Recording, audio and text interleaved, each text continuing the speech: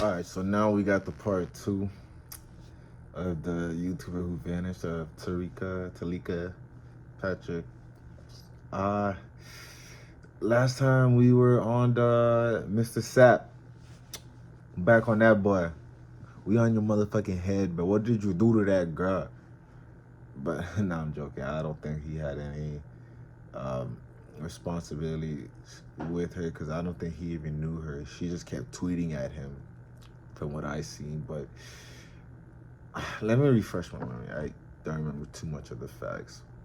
So we just gonna finish it today and see where this case leads us. And they were far from the only mentions of the famed Grammy-nominated gospel singer. Sometimes she would make blatant references to him and his music, oftentimes using his lyrics to point to a supposed connection between the two. And though it's hard to prove outright with her tweets alone, it quickly became apparent that Talika's love interest, with whom she had seemingly tweeted to thousands of times, was in fact Marvin Sapp, introducing the possibility that Talika was perhaps just a crazed fan, which would make a few of her next tweets all the more disturbing. I have relocated to be with you, so I really hope you want me, so we can be in love and get married and have a couple babies. And, as you may or may not know, I attempted to visit you yesterday. Her messages were obviously concerning, as it began to grow apparent to investigators that this relationship Talika had mentioned was solely a one-sided affair. After all, most would have assumed that someone as famous as Marvin Sapp would have no idea who this woman was. But this actually wasn't the case, as Sapp did in fact know of Talika, only for all the wrong reasons. What did you do to that girl? I did not see that shit coming. I thought she was just a crazy fan. I was just playing around and saying, bro, what you do to that girl, but he actually knew her. Ooh, this shit get a juice. Around the start of 2013, Talika began obsessively messaging Sapp and tweeting out to him in some sort of code, believing that the two were somehow spiritually connected and that he would eventually come to her, even claiming on her social media that she and Sapp were actually married, something that Sapp would eventually take note of, but never respond to, assuming that the woman may have been mentally unwell. However, when this failed to get a response, Talika then began to message Sapp's children, further angering the singer and increasing his level of concern. And when that too failed to get a response, Talika would pack her bags and relocate from California all the way to Kalamazoo, which just so happened to be the exact location of Sapp's congregation, as well as his home, a home that Talika would eventually visit in the dead of night, confirming that her tweets referencing the matter were in fact true. Talika's behavior had gotten so serious that Sapp himself convinced authorities to issue him an order of protection against her in September of 2013, pointing to over 400 pages of unwanted correspondence coming from her. Sapp would also ban Talika from attending his church ever again. This, however, only heightened her delusional state and would lead to her posting these videos on her channel, as by this point she was so far removed from reality that she truly believed that the two were lovers and that Sapp was communicating with her telepathically and was somehow always with her. By the time December had rolled around, Talika's tweeting grew increasingly dark, as she began to write about demons and how they were affecting her, writing on the 4th of December, "You reach me through a demonic portal. That gives demons power over me and dilutes my spiritual authority. Please understand that I must protect myself spiritually." Lord, please protect me from this video. I did not know it was gonna turn to some bullshit like that. Oh my gosh.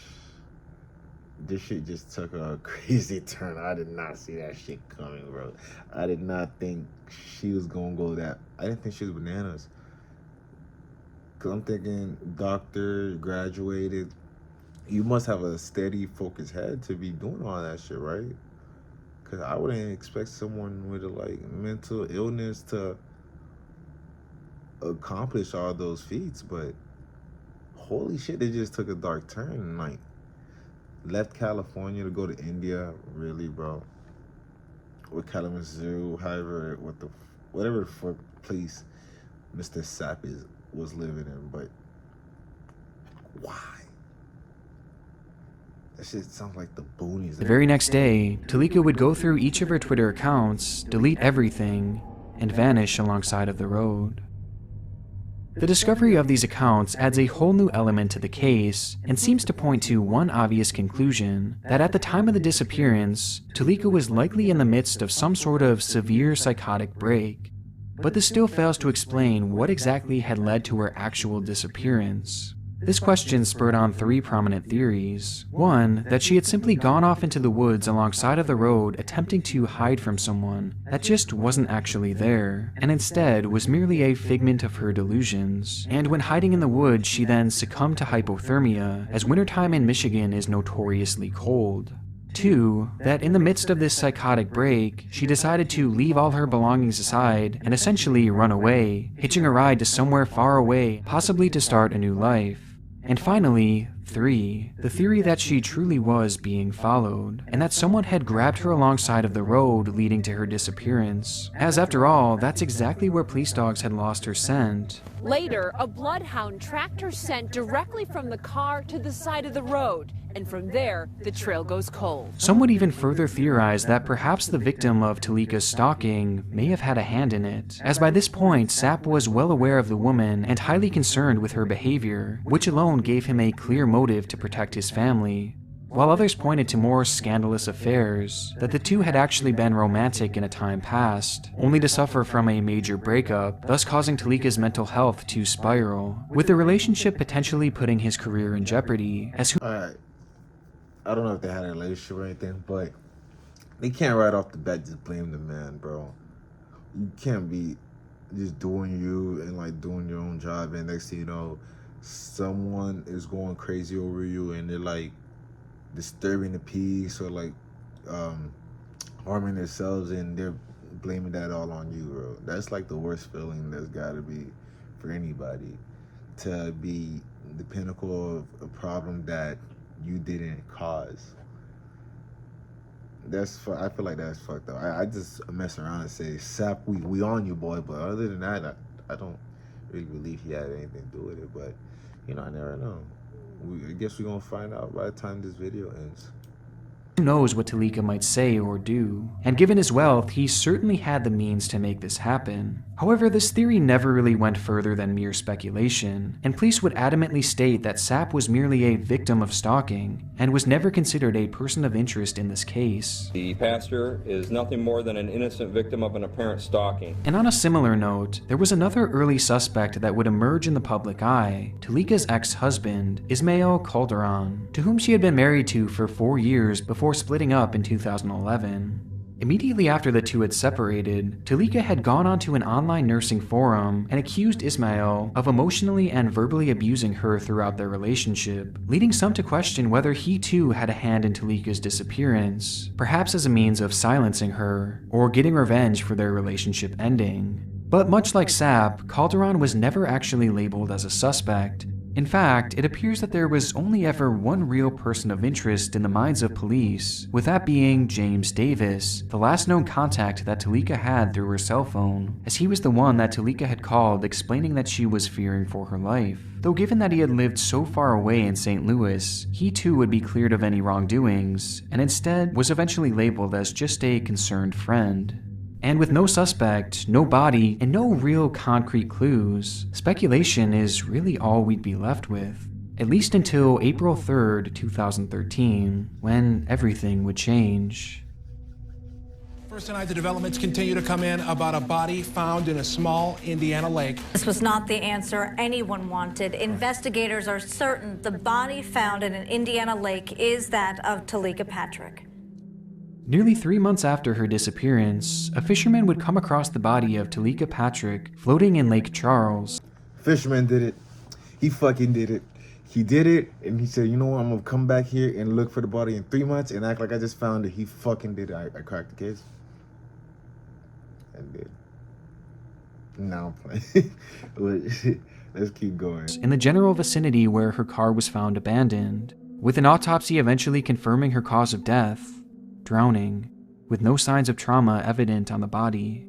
Putting the pieces together, investigators theorized that Talika had suffered from a manic episode, causing her to believe that she was being followed and even hunted when she hurriedly drove off. And perhaps the shock of getting a flat tire led to her believing that someone was attempting to attack her, causing her to immediately grab the keys and flee from the car, fearing for her life.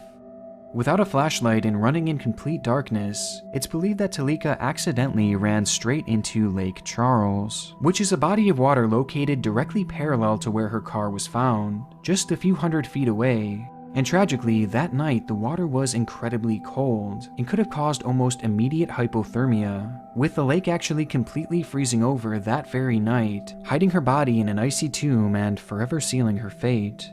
And as for the trail she left behind on the internet, well, despite being initially labeled as a profoundly disturbing internet mystery, with these videos being considered key pieces of evidence within her case, law enforcement now believe that this was all just merely a coincidence. As though her uploads and tweets do show evidence of her stalking, this stalking to them seems unrelated to her actual vanishing, and rather than being viewed as clues pointing towards foul play, police now view these videos as apparent signs of Talika's fractured mental health.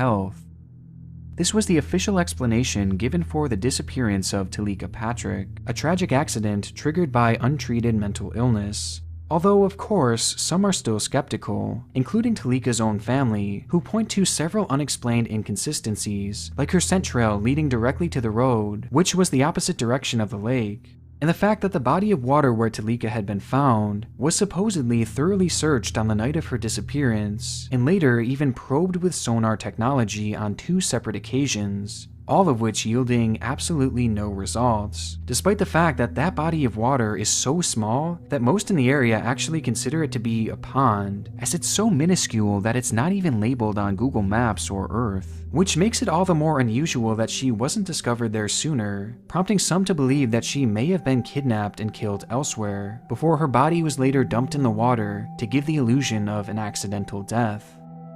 Another unknown in this case is what actually triggered her manic episode, as many would assume that something must have happened that led to her believing she was in imminent danger, with some believing that it may have been a threat from her ex-husband or even Marvin Sapp. But according to all witnesses around her that day, nothing at all out of the ordinary was reported that may have sparked this fear, and nothing would be found on her cell phone as well, leaving the true cause of her episode to be unexplained to this day.